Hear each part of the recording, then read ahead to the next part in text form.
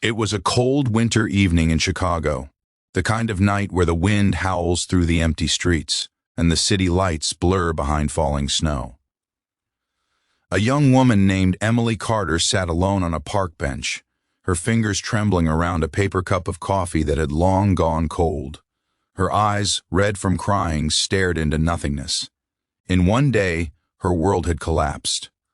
Her fiancé had left her a week before their wedding. Her job at a design firm had been terminated due to budget cuts, and she had just received notice that she might lose her apartment if rent wasn't paid in 3 days. Everything she had built, every dream she had cherished, had fallen apart in silence.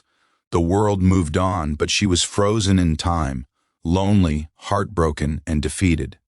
Before we go deeper into Emily's story, if you believe in kindness, second chances, and the power of love to heal, please take a moment to like, comment, share, and subscribe to our channel. Your support helps us bring more true, inspiring stories to light that remind us all what humanity truly means. That night, as Emily sat in the freezing park, she noticed a homeless man sitting by the fountain, shivering under a torn blanket. His face was hidden behind a scruffy beard, his eyes tired but calm. Despite her own pain, Emily couldn't ignore him. She hesitated. She barely had enough money left for herself, but something deep within her whispered, "Help him." She walked to a nearby food truck and bought a bowl of hot soup with the last few dollars she had. When she handed it to him, the man looked up, surprised. His voice cracked as he said, "No one's talked to me in days." Emily smiled faintly, though her heart was heavy. "Everyone deserves warmth," she replied softly. That simple act of kindness, one bowl of soup, was the beginning of something neither of them could have imagined. Over the next few days, Emily kept visiting the park. She learned the man's name was James Turner, a former carpenter who had lost everything. After his wife died in a car accident, the grief had driven him to drinking, which led to losing his job and eventually his home. But behind his weary eyes, there was kindness, pure, quiet, and humble. Emily felt drawn to his sincerity. In a strange way, helping him gave her a reason to get out of bed every morning.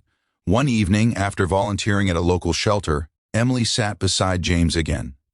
The city lights flickered across his face as snowflakes gathered in his beard. He said something that stayed with her forever. "You know, sometimes when we lose everything, that's when we start seeing what really matters. Pain doesn't always destroy, it teaches." That night, Emily went home and couldn't sleep. She realized that for weeks she had been trapped in her sadness, waiting for someone to rescue her. But here was a man who had lost far more, and yet he was finding peace through gratitude. It made her question everything. The next morning, Emily walked into a small coffee shop with her sketchbook. She began drawing again, something she hadn't done since she lost her design job. Her passion slowly resurfaced. She started sketching designs inspired by stories of resilience, hope, and kindness. And as she drew, she felt her heart healing. Every day she met James, she shared her sketches with him.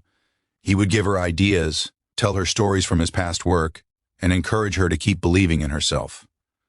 Slowly, a strange but beautiful friendship grew between them, built not on romance or pity but on mutual kindness. It was as if life had brought two broken souls together to help each other rebuild.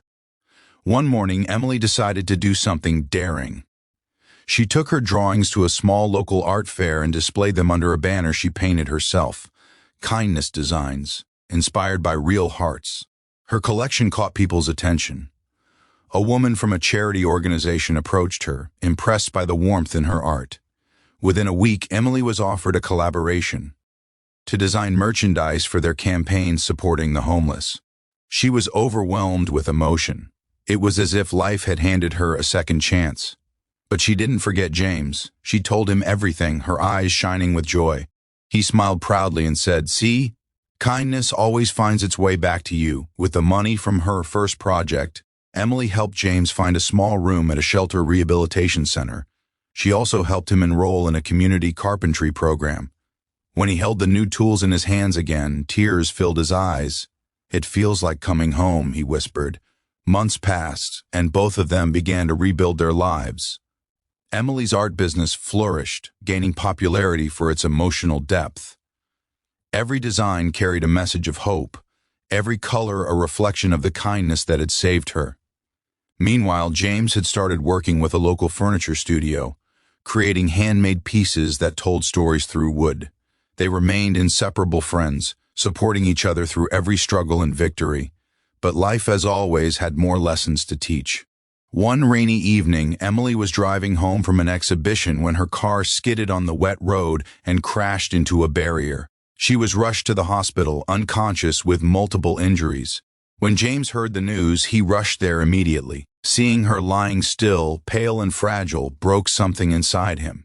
He sat beside her bed every day, holding her hand, praying, whispering words of encouragement even when she couldn't hear. Days turned into weeks. Doctors weren't sure if she would recover fully, but James refused to give up. He spent his nights carving small wooden hearts and leaving them beside her bed each morning, each one engraved with a word: hope, faith, courage, love. The nurses noticed his devotion, and word spread through the hospital about the man who believed in miracles. Then, one morning, as sunlight streamed through the window, Emily's fingers twitched. Slowly, her eyes opened. The first thing she saw was James sleeping in the chair beside her, his hand still holding hers. Tears rolled down her cheeks as she whispered, "You never left." When he woke up, he smiled through his tears. "You came back to me," he said softly. That moment marked the beginning of another miracle. Emily's recovery was slow but steady. James stayed with her through every therapy session, every painful step, every moment of doubt.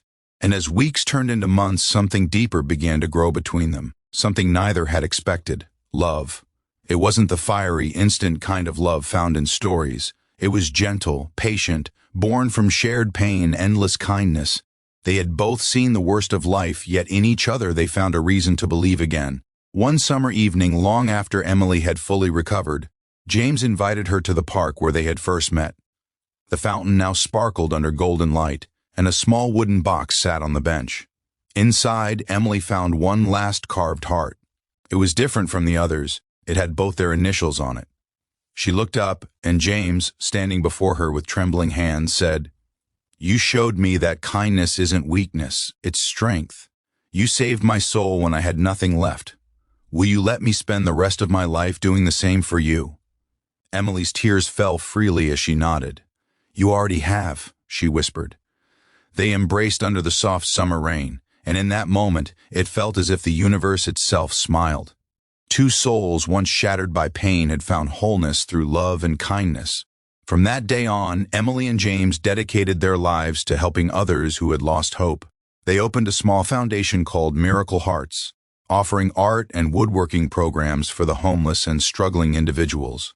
Their story spread through the city, inspiring countless people to believe in compassion once again. Years later, when journalists asked Emily what she thought was the secret behind her miraculous journey, she simply said, "Love meets kindness where broken hearts dare to heal. That's where miracles happen." And perhaps that's what life is truly about, not fame, not fortune, but finding light in the darkest corners through the simplest acts of humanity. Because sometimes one bowl of soup, one act of kindness, one moment of love can change everything. If this story touched your heart, please take a moment to like, comment, share, and subscribe to our channel. Your support helps us keep spreading the power of compassion and second chances. Before you go, comment below what you believe. Can love and kindness still create miracles in today's world? We'd love to hear your thoughts. And remember, miracles don't always come with wings. Sometimes they come as a stranger offering warmth on a cold night.